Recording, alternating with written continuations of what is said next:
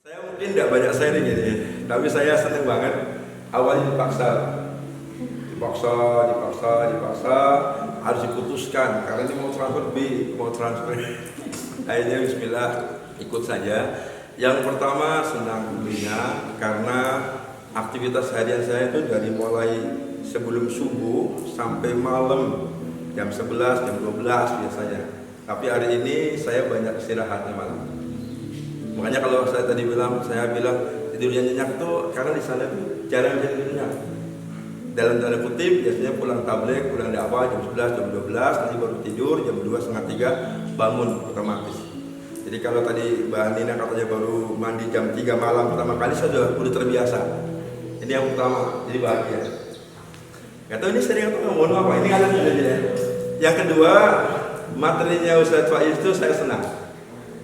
Kenapa? Karena buat saya itu selama ini saya berikan dalil ini ya, sifatnya adalah dalil nakli, baik Quran maupun hadis. Tapi ini banyak dalil akli sama Ustadz Faiz.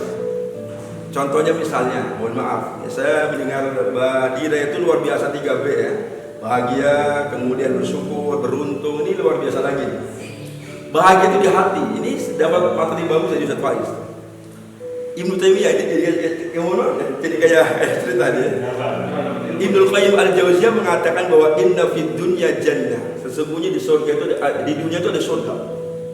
Kata dia tuh di dunia itu inna fid dunya jannah, man lam yadkhulha lam yadkhul jannatal akhirah. Barang siapa yang tidak pernah memasuki surga dunia, maka dia tidak akan memasuki surga akhirat. Dan surga dunia itu adalah kebahagiaan yang ada di hati itu. Kemudian Ibnu Taimiyah walaupun dihajar, dipenjara, dia mengatakan bahwasanya madza yaf'alu a'da'i bi jannatu fi qalbi. Apapun yang diperbuat oleh musuh-musuhku, jannatu fi qalbi. Surga jannati fi qalbi. Surgaku ada di hati saya. Jadi mau dihajar, mau apa, tetap bahagia. Karena bahagia bukan di fisik tapi di hati. Ini luar biasa dia. Makanya pantas pelajaran sakit terima karena memang bahagia di hati, luar biasa. Bahagia itu bahagia walaupun di apalagi banyak sekali. Kemudian ilmu tentang tadi cinta, kemudian juga bersyukur, luar biasa. Syukur tingkat tinggi itu adalah syukur ketika mendapatkan musibah dia bersyukur. Itu syukur tingkat tinggi. Kalau orang-orang mendapatkan kenikmatan syukur itu udah biasa. Tapi mendapatkan musibah syukur luar biasa. Bahkan saya pernah menerapi seorang yang begitu anaknya lahir, gak cuma suaminya, gak cuma istrinya. Istrinya itu mendadak stres, suaminya ikut stres. Saya mohon maaf, saya itu meruqyah, diundang oleh seorang suruh meruqyah. Saya lihat ini ibu ini baru melahirkan, anaknya meninggal stres. Dia itu sambil membawa apa itu bantal di selendang, tahu apa selendang? Ya. Di bombong ya, apa di bombong pakai ini?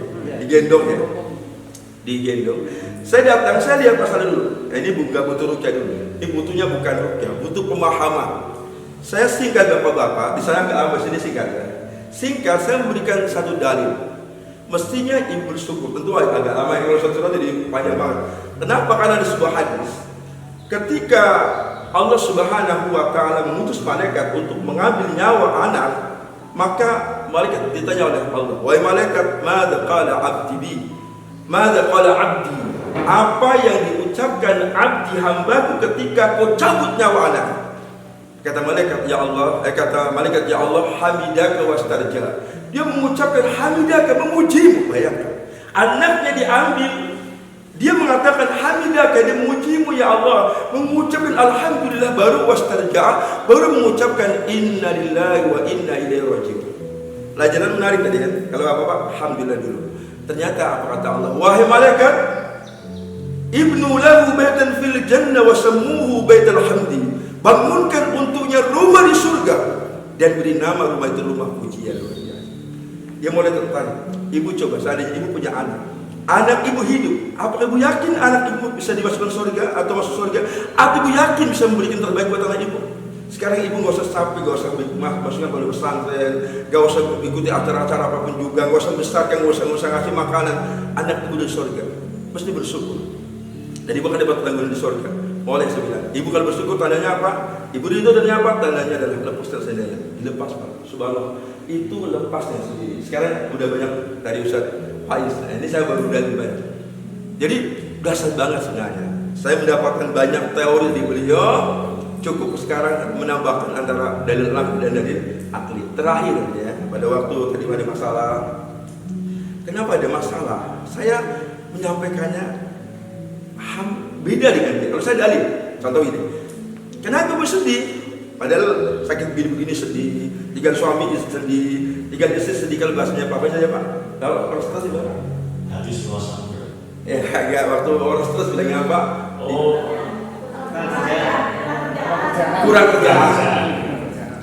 Saya bilang gini. Ternyata ada pelajarannya happy ending. Happy ending. Ibu senang gak dapat sholat Allah? Gak semua orang dapat sholat. Rasulullah dapat sholawat. Anda pun dapat sholawat dengan syarat apa? Ketika dia musibah terima. Lihat Al-Baqarah. Ujung-ujungnya apa? Ulaika alaihim salawatu min rabbihim wa rahmah wa ulaika humul muhtadun. Buat orang-orang yang terkena musibah mengucapkan inna lillahi wa inna ilaihi raji'un, itu masih sabar. Kalau syukur awalnya hamdalah, mengucapkan itu saja kata Allah. Mereka orang-orang yang mendapatkan sholawat dari Allah. Sholawat maknanya adalah ampunan dan rahmat. Dapat rahmat Allah, dapat hidayah. Bu senang gak dapat sholawat Allah? Senang gak dapat hidayah? Senang Ustaz. Kenapa harus senang? Itu ilmu, tapi ternyata ada tambah lagi di Ustaz Faiz. Jadi hari ini saya senang karena tambah banyak tambahan-tambahan yang luar biasa. Saya kira cukup ya jadi ceramah ini. Kalau yang berbeda bisa apa? Akan berbeda bisa. Yang jelas saya berbeda lebih baik lagi. Karena saya tahu saya itu sepatutnya pemaaf ini dulu, maaf. Makanya saya kayaknya pas dengan saya, karena saya tuh maaf. Ya. Walaupun seminar pakai dana besar, saya bilang ya udahlah. Lama tahun. Cara dia bukan ini, Bi. Saya mau ikut seminar, diizinkan enggak, Bi? Bukan itu caranya.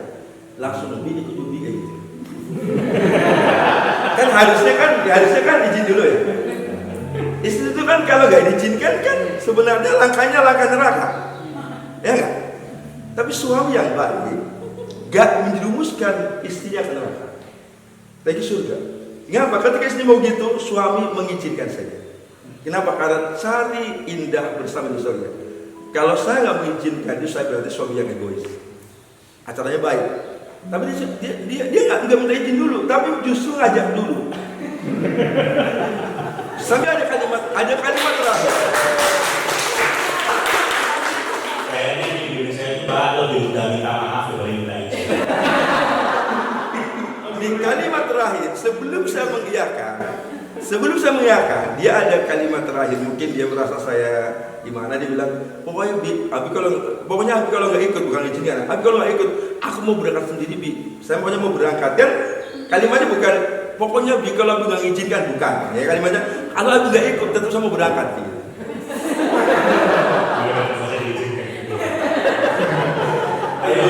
Kalau saya nyesel nggak? Ya nggak nyesel ya. Kenapa nggak nyesel? Di sini istirahat saya tidak.